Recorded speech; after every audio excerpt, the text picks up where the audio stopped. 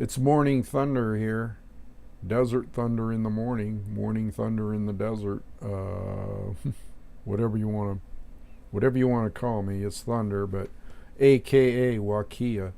I just did a video yesterday on shamanism, and I've been thinking about doing a video on this subject, and I figured it was a good thing to do right now because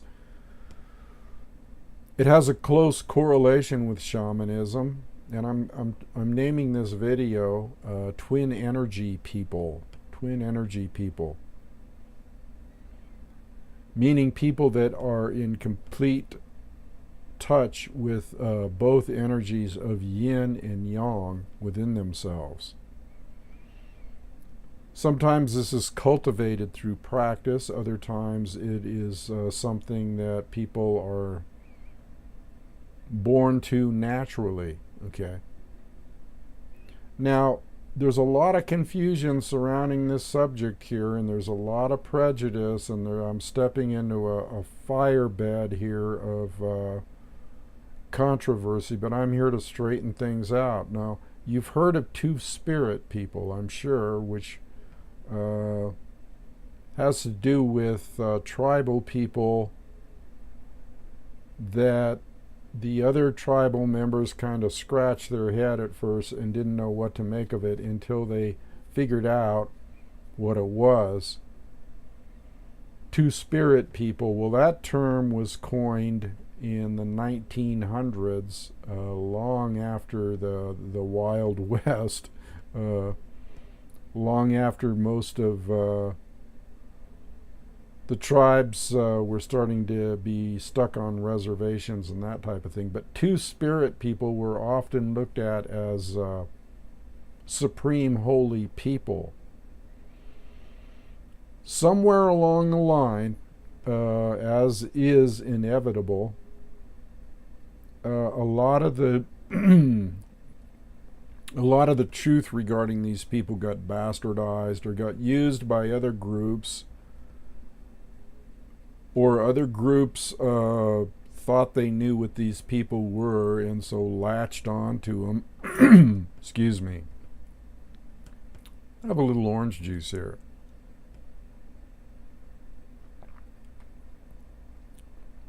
So anyway, this term two-spirit people, which is a nice term, but the only reason I'm not using it is because it was commandeered by people, and it gained a reputation for meaning the LG, the lay, the gay, the lay. There's a Freudian slip.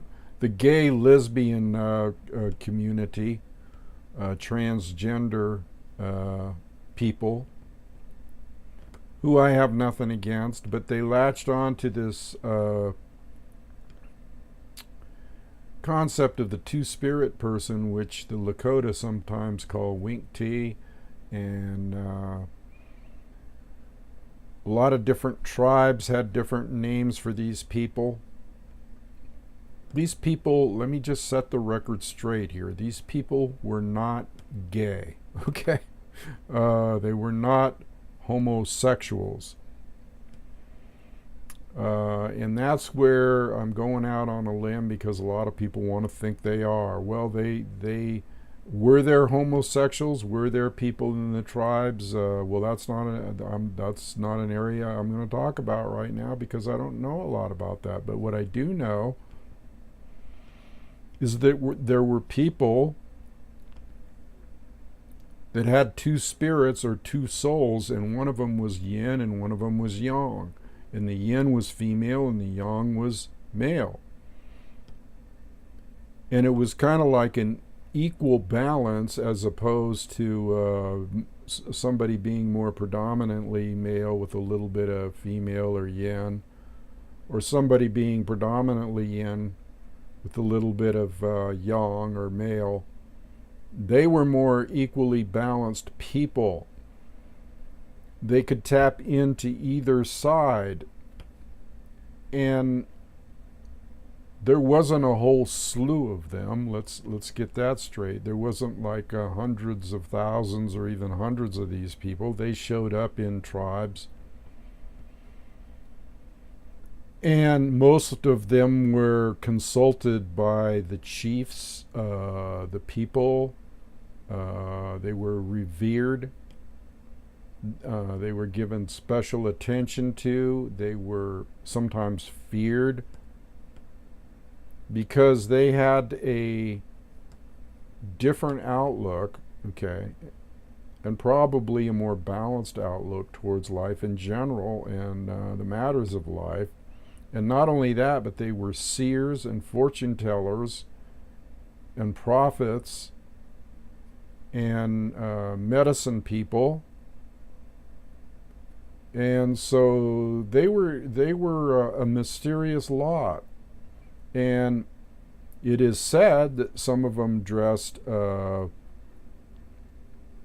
a more feminine bent, okay, if you want to put it that way.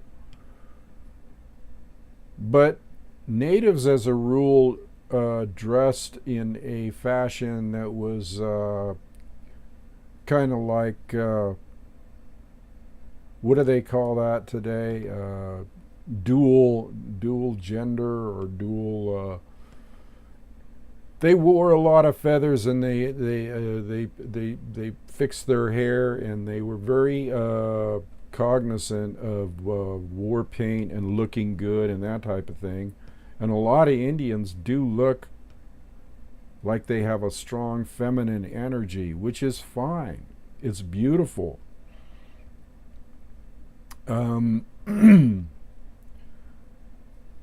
But it is said that some of these two-spirit people dressed more in the fashion of a woman, or they dressed more colorful. The names that were given to these people were names that were kind of like we don't know. In other words, the definitions of some of these names indicate that that's the other gender, or that's the something we don't know about, or that's the mysterious energy, because these people were, I guess the best way you could put it would be androgynous on a spiritual level. Spiritual androgyny, which means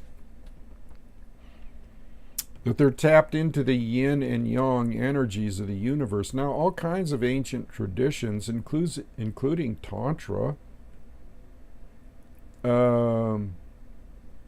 which is alchemical yoga between two people, male and female, to raise the consciousness. But also, Tantra is an inner alchemical process where a man or a woman can get in touch with their opposite energy, okay, or opposing energy, or whatever you want to call it, yin to yang, yang to yin. And so when you do Kundalini meditations sometimes, or a Taoist meditation, you actually have what you would call an internal coupling, or an internal love affair going on within your entity. So it's like a male lover and a female lover having union within. So this has been around for a long time in ancient traditions, where a person that is in, let's say, a male body will equally has equal access to the feminine energy as the masculine energy. And so it's a matter of feeling both energies within the self and melding the two, and being in union with that, integrating it, but also being able to separate it as if two people were there. As if two people were there. This is really a hard concept for you to understand, probably. Because most people, but it shouldn't be that hard, because most people have males have feminine and females have masculine energy in them naturally. It's part of the universe. It's part of the yin and yang flow of the universe. But I thought I should straighten out this whole bit about the communities of today. See, these people were not understood at all. They were truly in a class by themselves. Even when the French came over, they tried to slime them a little, called them berdache, okay, which really they didn't know what they meant by that, but they just figured that these were feminine men or masculine women. See, because it can go both ways. Most of the time, from my research, though, it seemed to appear in men or somebody that was in a physical male body. Now, these people that were like this were consulted on all kinds of things. It is said that Crazy Horse and Sitting Bull and other chiefs had secret names given to them by these people, one of these two spirit people. And the names sometimes were kind of naughty. They were kind of erotic, okay?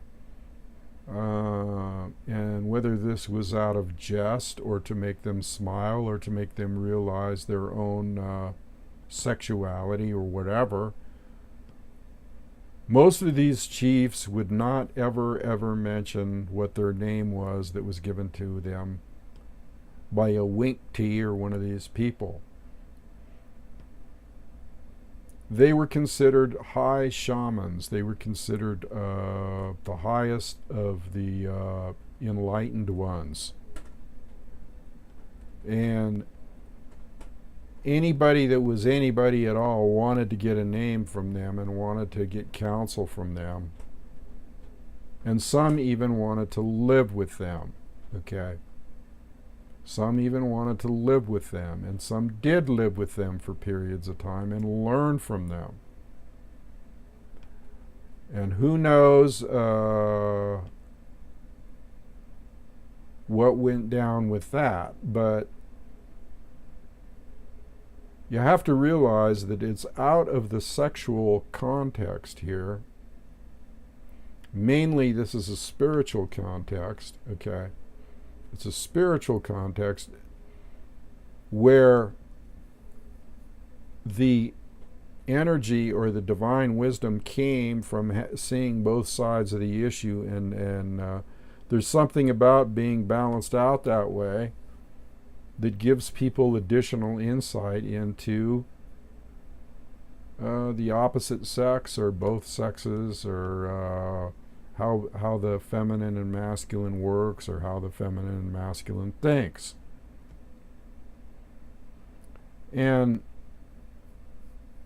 it's something that I've often talked about as far as men and women having relationships, in that if a man knows his feminine side or his feminine energy, then he's going to be able to get along a lot better with a female in their marriage or union or companionship. And if a female knows her male, her inner lover, her inner companion, she's going to be able to understand men and embrace them more. So this concept is something that is healthy, okay?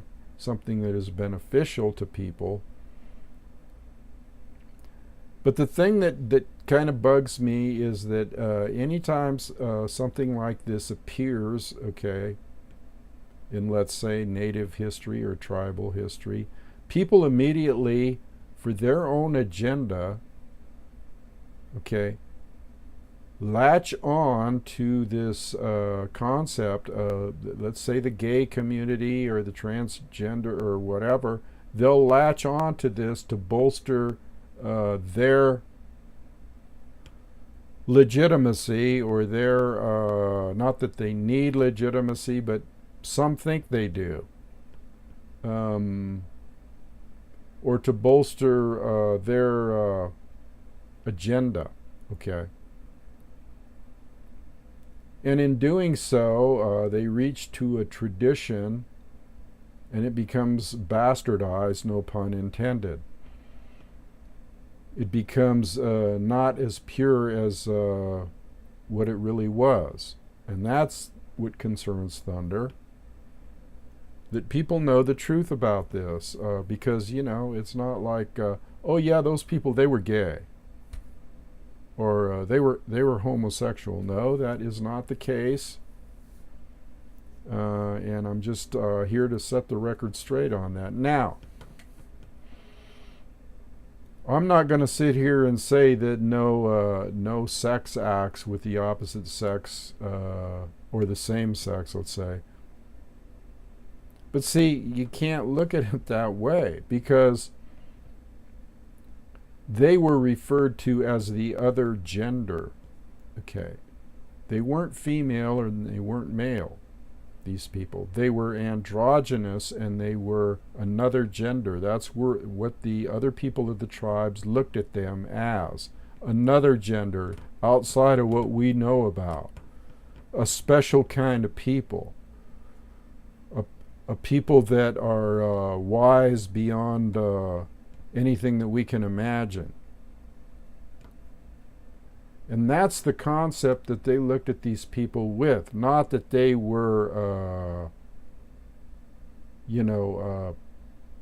homosexual, which is I don't even think there's a word for that in tribal tradition. I don't think there's a word for gay and lesbian and all that stuff. Because that's not how tribal people think. And really, that's not how shamans think. And the reason that I'm doing this video is because yesterday I just talked about energy and how everything's about energy. And that's what it's about. And so if someone is tuned in, whether they're a shaman and they're tuned in and have balanced out that energy through practices, Thunder has balanced out his energy that way through practices. Okay? And I've talked about this before. So I see a close correlation when you balance out those energies and get an equal balance or an androgynous type balance in the spiritual aspect. Whether you're in a male or female body, it doesn't matter. It's enlightenment. Okay, and that's why the ancient tantric tradition uses the feminine and masculine energies for enlightenment and for a raising of consciousness, both internally and externally.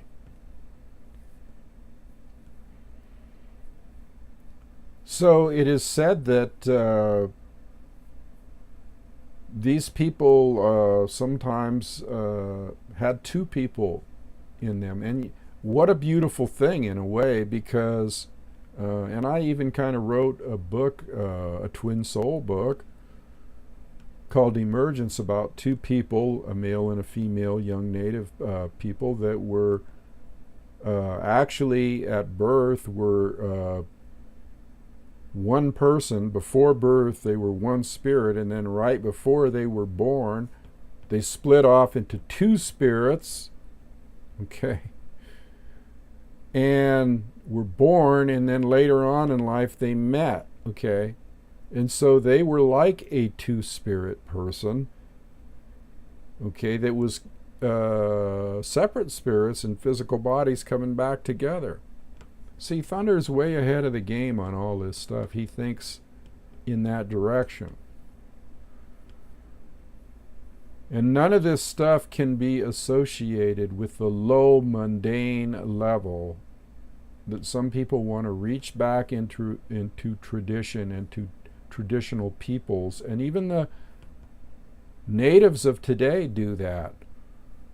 The young people, the ones that want to feel like whatever they're doing is condoned or whatever they're doing is good. Now, again, I'm not saying it isn't good. I'm not saying that community isn't good. I'm saying let's not confuse the issue. Let's not confuse the issue with that kind of behavior or those kind of actions or those kind of choices with something that was very sacred and holy.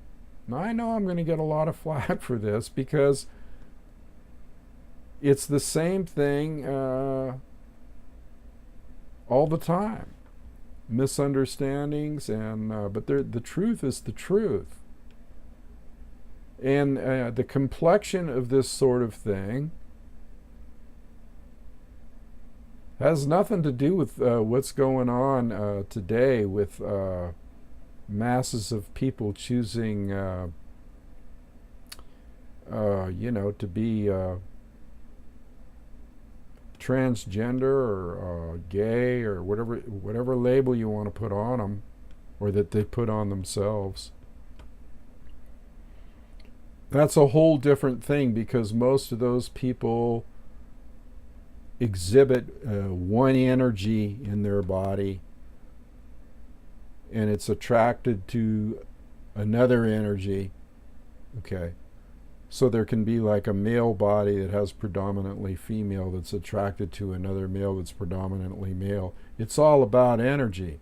I've got friends in that community. I talk to them, and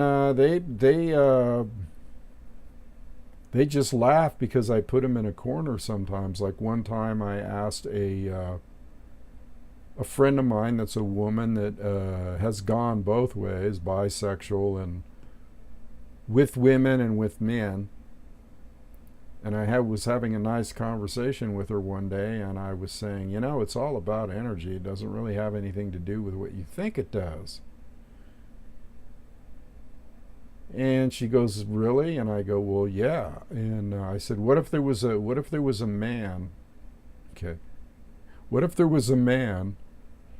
Because they often say, well, there's a woman in a man's body. So I asked her, I said, what if there was a man that had a woman in his body that was lesbian and liked other women?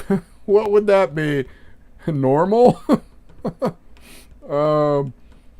Get my drift here? Because it's all about energy. Okay, so that would be considered normal because it would be a man's body loving a woman, but it would be a woman in a man's body that liked other women. Oh, So that shows you that it's more about energy, and when I told that to her, she just laughed and went, I don't have an answer for that. Well, of course you don't, because the answer is that it's all about energy. Okay. And what kind of energy is going on in the situation here, the yin energy, or the predominance of yin, or the predominance of male, that type of thing. So, my point with this video is to draw a distinct line between that type of what I sometimes call energy confusion, okay, energy confusion, which leads to all kinds of other let's put it this way, can lead to imbalance in the energy field. As opposed to somebody that is born with both spirits equally, okay, both spirits, both like twin souls in a same body, or twin lovers in the same body, or twin energies. Let's even take it outside that realm. Just twin energies. And that was the important thing. And these people were sometimes very beautiful. I mean, most of them were very, and exhibited the soft and the hard. Okay? The soft and the hard, the feminine and the masculine. Now let's talk about people like Lo Zen. Let's talk about the famous woman warrior, Apache woman warrior named Lozan, who never took a husband, never was seen having any kind of relationship on a sexual level with either a male or female, yet she exhibited both energies. She could be very feminine, or she could be totally look like a man. She could shapeshift. That's another thing. Most yogis, okay, or most holy men that have tapped into this same process, okay, at one time in their life will have beards and look very, let's say, manly, and at other times in their life, like Yogananda, will look like motherly or feminine. It's because they have an interplay with these energies, and it actually causes a shapeshift in the body.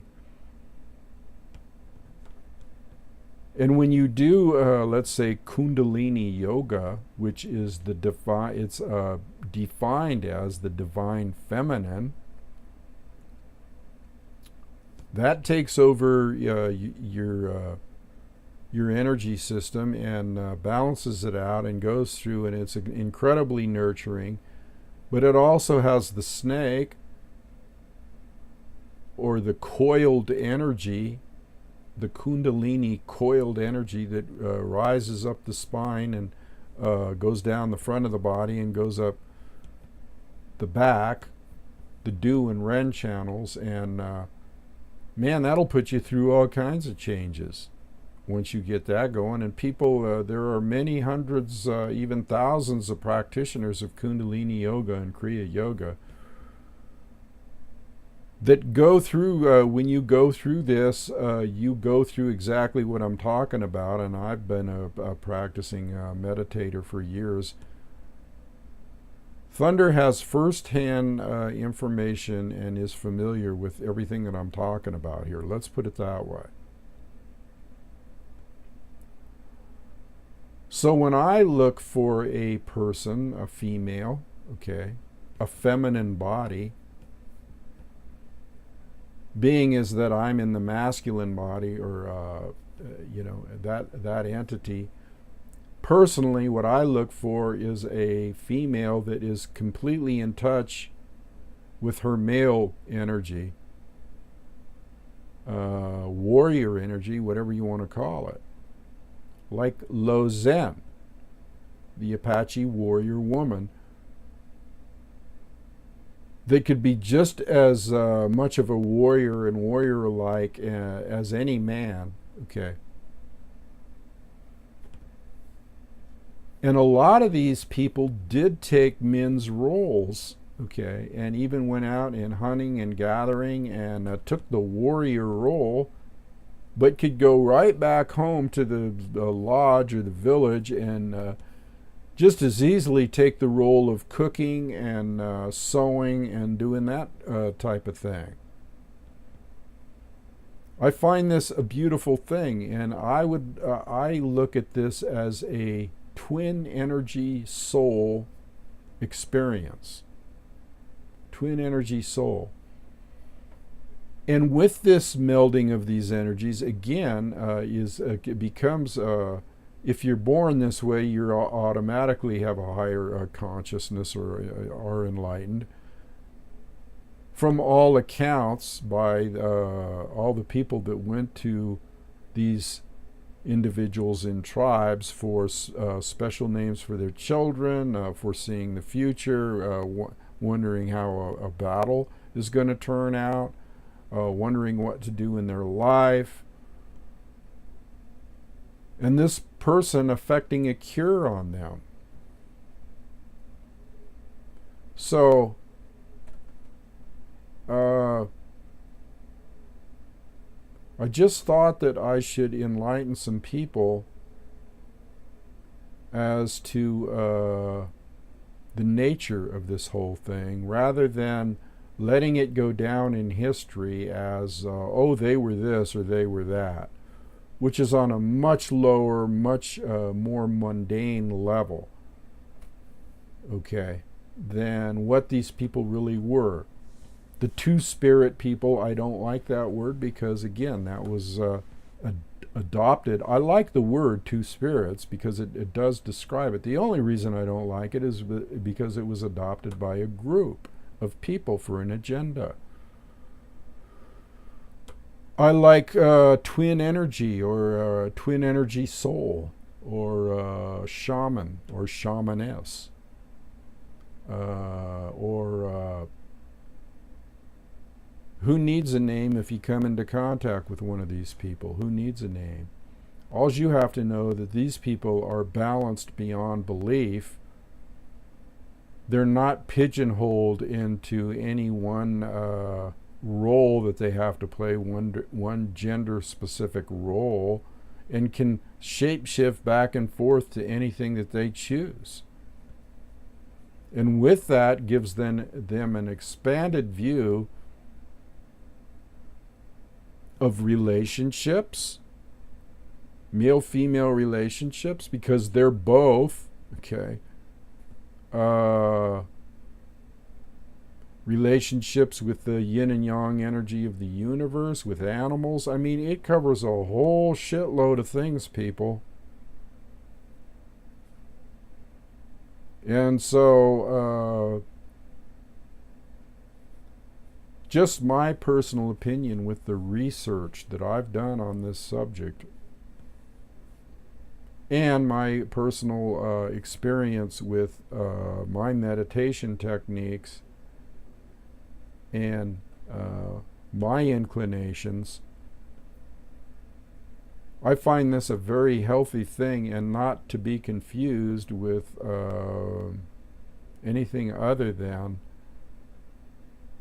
a pure spirituality or a pure spiritual process, okay, that is beneficial to oneself and beneficial to all those who surround oneself. And this is something that shamans, all shamans, if they're a true shaman, this is something they know and experience. You don't think that an advanced shaman doesn't experience this unity of yin and yang within himself? And with that comes an incredible amount of freedom. It's unbelievable, the freedom that comes with that, because you're not pigeonholed. You're kind of like, God, I guess you could use the word alien. You're like an alien walking around on this planet that experiences both energies and can tap into any one, can shape-shift into one or the other. Man, can you imagine the conversations that go on with somebody like that? Just joking around here a little, put a little lightness on the subject, but the counsel from these kind of people who still exist today, who are rare, just as rare today as they were back then, and not part of any kind of community, the counsel that you can receive from these kind of people and the energy that you can receive from these kind of people is nothing short of divine. Nothing short of divine. Because the divine energy of the universe, is both yin and yang, just like these people. And so you can say that they have tapped into the divine energy of the universe and are, again, androgynous spiritually, just like the creative force is androgynous spiritually and manifests itself that way through nature, through animals, through flowers, in an androgynous or in a yin-yang manner. This goes real deep, people. Because if you look at the yin yang sign, you have the dark side and you have the light side, okay?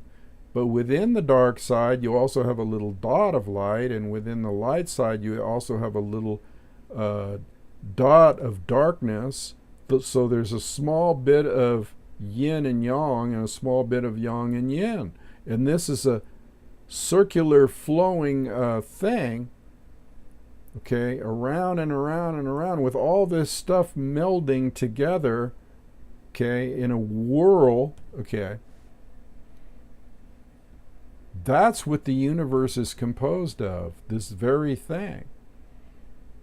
And so if you embody that very thing within a person, which is incredibly rare,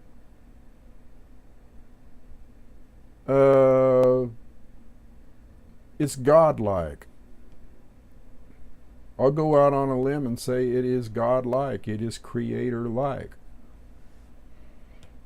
And it gives incredible insight into relationships, sexual hang-ups, the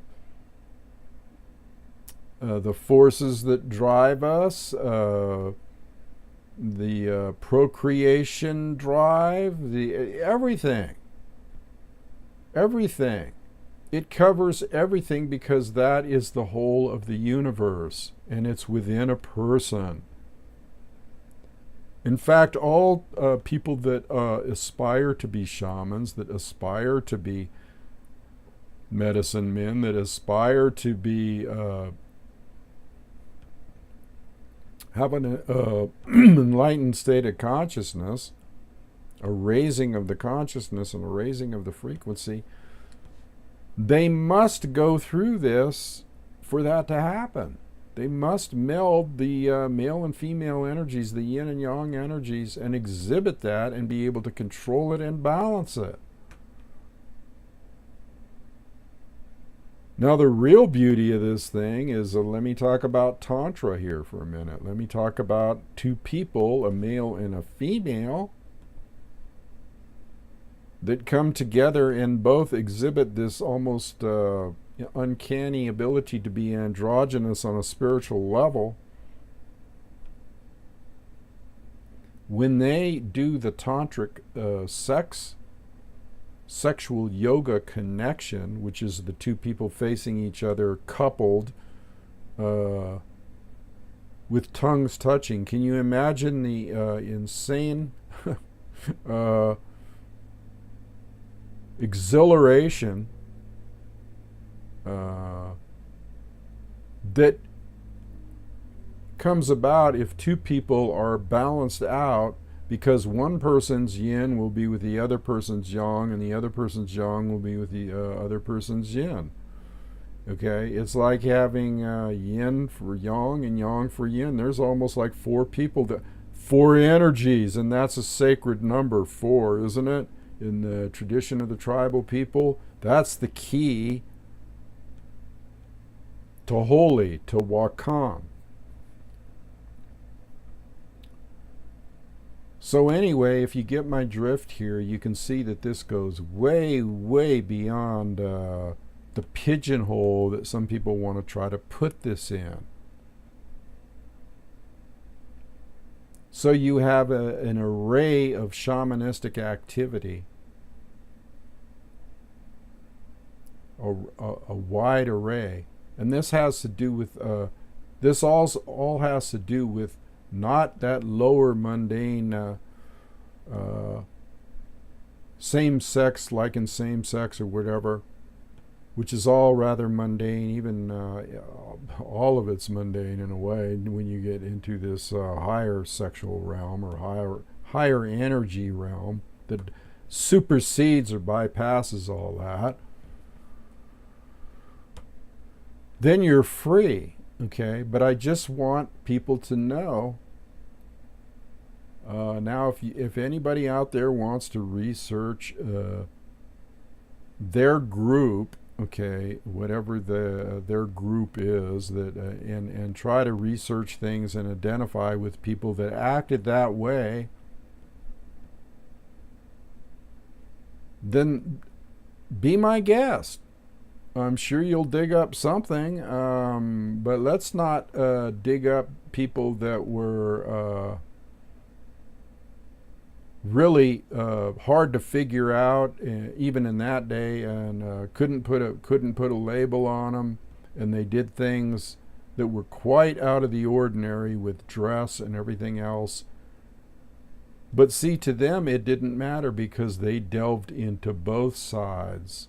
Okay, they delved into both sides: the creative, flashy, feminine side, the warrior side. It is said that sometimes Lausanne even dressed up in men's clothes. I don't know. I saw a painting one time. That's it that I saw. And I might post that somewhere along the line of, it said Lausanne, and it showed a woman that was over crouched in the corner and putting on war paint, and she had on denims and a headband and looked almost could be taken for a man. So she was obviously at times, and you've heard stories, or you get the feeling or the gist of the thing that this is the way she acted. She could be one hellacious warrior just like a man. And does that mean she rode around in feminine mode, flashing her body out there like a woman? Well, I don't think that would be too stealthy, for one thing. And for another, that would cause a lot of eyes to roll back in their heads if she's trying to be incognito and move in like a warrior. Okay. Anyway, that's just Thunder's take on all this, based on all the information that I know and based on personal experience with cultivating those energies within myself. And like I said yesterday, actually looking for that same thing in a shamaness or a woman out there that has both of those energies and is in tune with those energies. Nothing would make me happier, but I have those energies within myself anyway. Okay, I have those energies within myself that are constantly in interplay. So I'm never alone. Let's put it that way. I'm never alone. I always have the masculine and the feminine, the yin and the yang going on a deep meditation, tantric, Taoist level, or Taoist level, however you want to pronounce it. So that's why I can sit here and give some insight into this thing, and I'm glad I can. I know I'm going to get comments, especially from certain groups of people, probably, but hey, you know what? Thunder just puts the information out there, and you don't have to believe it, or you can disagree with it. As long as you come up with some research to validate something other than pure conjecture. I'll get that out. All right, I guess I'll leave it there today. I guess I covered this pretty good. I hope I did. Anyway, this is Thunder in the Desert. Much love to everybody, and food for thought, people. Food for thought. Adios.